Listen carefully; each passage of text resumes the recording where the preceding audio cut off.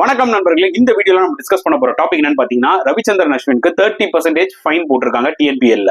அதாவது last match against Tiruppur தமிழன்ஸோட சாகேஷ்வர் பால்ல இவர் எல்பிடபிள்யூ ஆவார். ஓகேங்களா, அது வந்து ஒரு பேட் டிசிஷன், இன்ஃபேக்ட் ஒரு மட்டமான decision by that particular lady umpire. அது எல்லாமே எனக்கு புரியுது உங்களுக்கு.